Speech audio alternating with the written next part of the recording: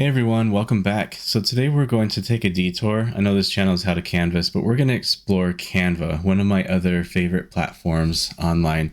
And if you've ever been on this platform, you'll notice that there are a lot of really awesome fonts. And so today we're going to learn how you can download these fonts onto your own computer. So stay with me and let's get started.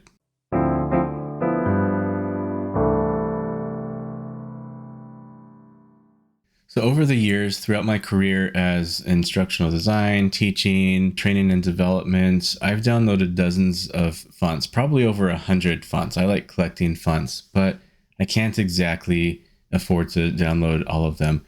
And you'll notice that there are a lot of really great fonts in Canva. So I'm going to explore how you can download those fonts, maybe to use on a flyer for your students or some kind of activity within the classroom. So what you're going to want to do when you're on the Canva page is on a PC, you'll hit F12, or on a Mac, it'd be Command-Alt-Option-I, and that'll pull up this inspect tool.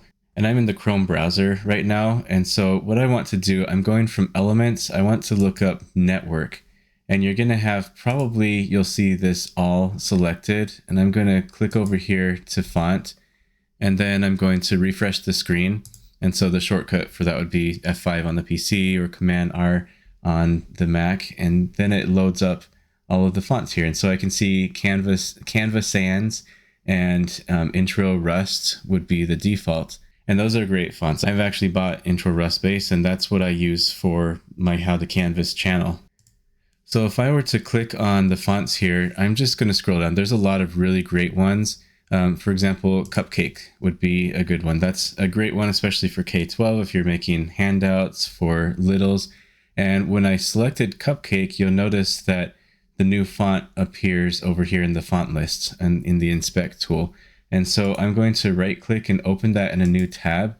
And what that does is download the file, and it's a WOFF2. And a lot of these are WOFF2, which is a web formatted font. And so it's not something that I can use necessarily, but what you'll want to do then, you have this saved onto your computer. If you go on the internet and you can browse, do a Google search for WOFF2 to OTF converter, and you can do either OTF or TTF is a Windows-based, but OTF would be more universal. And so once you get this converter up, I'm going to take the file that I just downloaded and I'm going to add that, and then I can convert it to an OTF. So I'm just going to click convert. It takes just a second, and that will allow me to download the font as an OTF file.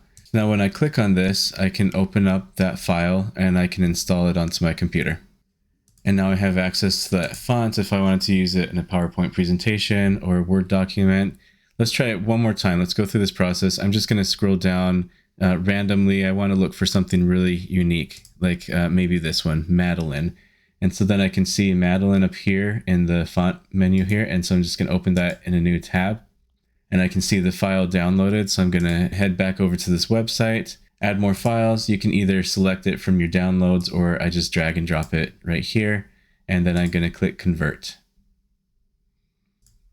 And so now I can download it and I can see the file and it's ready to install. So now I have a Word document up. We're going to test this out. And a quick little shortcut, if you type in this prompt equals lorem with parentheses and two numbers separated by a comma. In this case, I'm saying I want 4 paragraphs and I want each paragraph to have 4 sentences. It's going to put some filler for me. Now I'm going to highlight this text, and the 2 fonts that we tried, we downloaded Cupcakes. All right, so there's my new font. Let's bump that up so we can see it a little bit better. And the other one was Madeline. And so this is a quick and easy way that you can download whichever fonts you need for your project. And I hope this helps you in your classroom. Thanks for being with me. Happy teaching and learning.